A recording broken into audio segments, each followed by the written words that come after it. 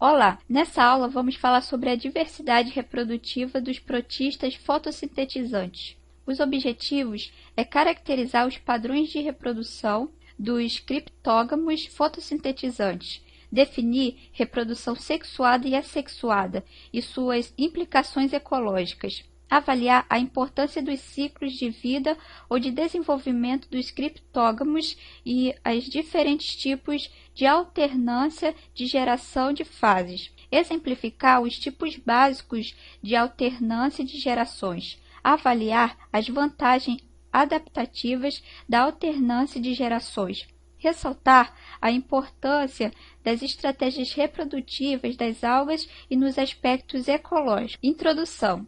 Você se lembra de que os fungos apresentam uma grande diversidade de formas e que essa diversidade ocorre também no modo de reprodução? Se você não lembra mais como os fungos se reproduzem, refresque a memória, perceba que no ciclo reprodutivo dos fungos, tudo começa com o encontro de duas células haploides, os esporos, produzidas pelo cogumelo. Quando essas duas células haploides se encontram, formam um zigoto diploide. O zigoto então se divide imediatamente por meiose, num processo chamado de meiose zigótica.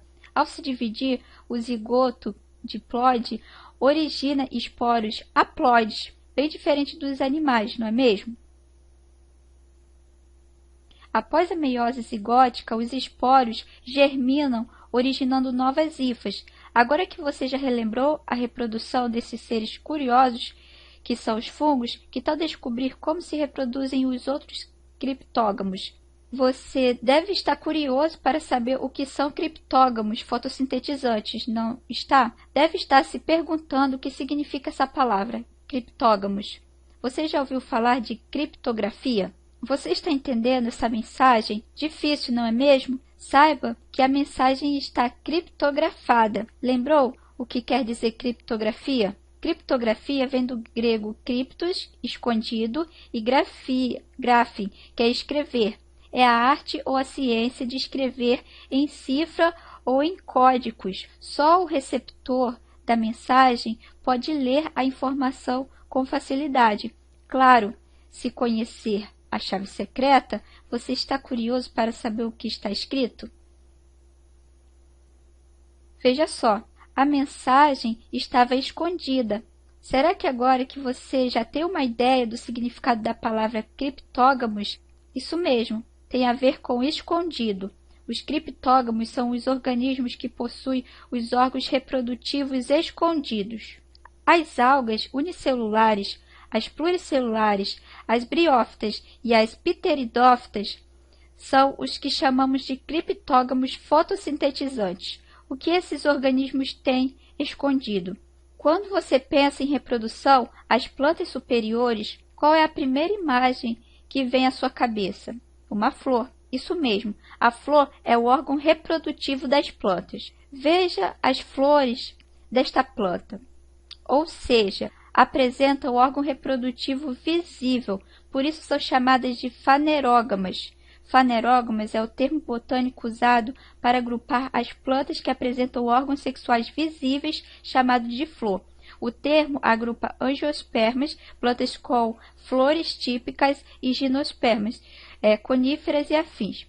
O grego faneros, visível, e gamos, união, de gametas, fanerógamos é o oposto do criptógamos, ou seja, em algas uni- e pluricelulares, as briófitas e pteridófitas não possuem órgão reprodutivo visível, mas será que as algas, briófitas e pteridófitas possuem flores? Observe as imagens. Você está vendo alguma flor? Claro que não. As algas, briófitas e pteridófitas não possuem flores. Pense, onde estão seus órgãos reprodutivos? É justamente aí que está a diferença entre as fanerógamos e os criptógamos. Os órgãos reprodutivos das algas, briófitas e pteridófitas estão escondidos, não ficam expostos, daí o nome criptógamos. Mas lembre-se, apesar das algas serem estudadas dentro da botânica, não são classificados como plantas. Não? Então as algas são o quê? Agora, as algas unicelulares e pluricelulares são todas classificadas como protistas. Agora que você já entendeu quem são os criptógamos fotossintetizantes e por que apresentam esse nome, vamos descobrir em detalhes como se reproduzem. Reprodução assexuada. Você já ouviu falar em maré vermelha? Se não ouviu, com certeza já notou algumas vezes a água do mar, de lagos ou de lagoas apresenta uma coloração diferente. Ficou curioso para saber o porquê? Observe que com a mudança na coloração da água pode ocorrer com extrema rapidez de um dia para o outro. Observe o que está causando essa coloração vermelha no mar. Você conhece esses organismos? São algas unicelulares. Essas algas apresentam ao grupo dos dinoflagelados. Os dinoflagelados, do grego dino, rodopiante, pertencem à divisão Pirófita. A maior parte das espécies pertencem ao plâncton marinho, mais especificamente ao fitoplâncton, mas também são comuns em água doce. Mas por que será que causam essa coloração? Se você pensou que tem alguma coisa a ver com pigmentos, acertou. Você sabe o que são pigmentos? São os compostos químicos responsáveis pelas cores das plantas. Os pigmentos mais importantes são as clorofilas. Os dinoflagelados possuem vários tipos de pigmentos. Mas de onde vem esse nome maré vermelha? Os dinoflagelados se multiplicam rapidamente. Essa divisão é rápida para aproveitar as condições favoráveis do ambiente. Uma célula-mãe se divide e origina duas células filhas. Esse tipo de divisão celular caracteriza um tipo de reprodução assexuada. A grande quantidade desses organismos na água acaba colorindo o mar de vermelho. Entendeu agora a origem do nome maré vermelha? Mas não é só o mar que muda de cor. Você já percebeu que muitas vezes os lagos também mudam de cor, ficam verdes? Mas por que será? Veja, é um outro tipo de alga que está na água do lago. Você sabe quem são? Essa alga é a cianobactéria, conhecida também como cinota. A divisão cianobactéria inclui as microalgas, também conhecidas como algas azuis. As cianobactérias podem se reproduzir de várias maneiras. As cianobactérias se reproduzem por fissão binária, brotamento ou fragmentação.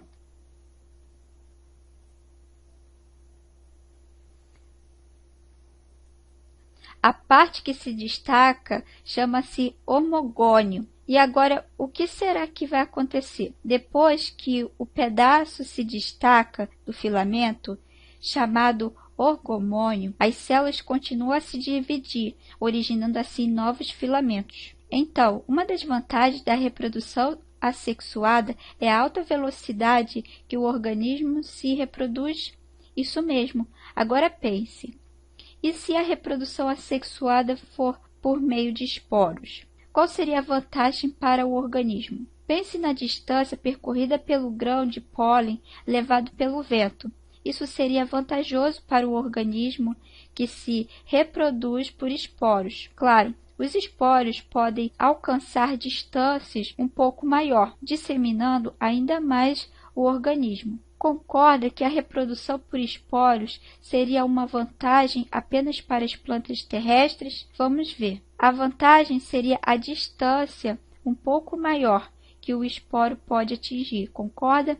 Dessa maneira, os novos organismos podem ser disseminados ainda mais longe. Mas e para as plantas aquáticas como as algas?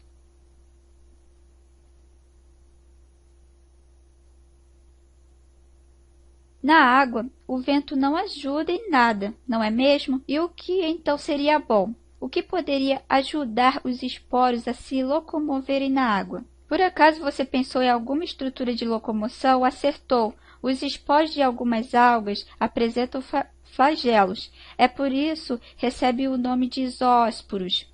Observe à lupa a variedade dos zoósporos, que são esses. Reprodução sexuada. Lembra como as algas se reproduzem de forma assexuada? Acompanhe o vídeo como os volvox se reproduzem. Repare que algumas células no interior da colônia vão sair. São as células maiores da colônia que têm a função reprodutora. Na reprodução assexuada não há necessidade de um parceiro. Dessa forma, os organismos não trocam material genético. As células filhas, que são essas, são todas iguais, clones. Apesar de ser uma reprodução mais rápida, essas algas não possuem variabilidade genética. Mas será que todas as algas só se reproduzem assexuadamente? Essa é a colônia e essas são as células filhas. Você pode não acreditar, mas as algas também amam. Às vezes mudam de ideia e fazem um outro tipo de reprodução. Sabe qual é? Isso mesmo, a reprodução sexuada. Será que a reprodução sexuada é mais vantajosa para os seres vivos? O que os macaquinhos estão fazendo nessa história? O que as algas e os animais têm em comum? Vamos ver.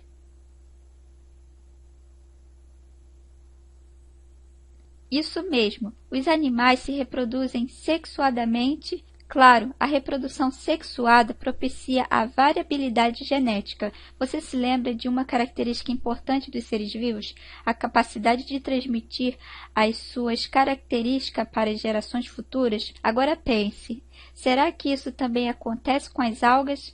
Saiba que as algas também fazem sexo. Calma, não é bem assim que você está pensando. Sexo em biologia quer dizer troca de material genético. Assim como os animais, as algas se reproduzem sexuadamente.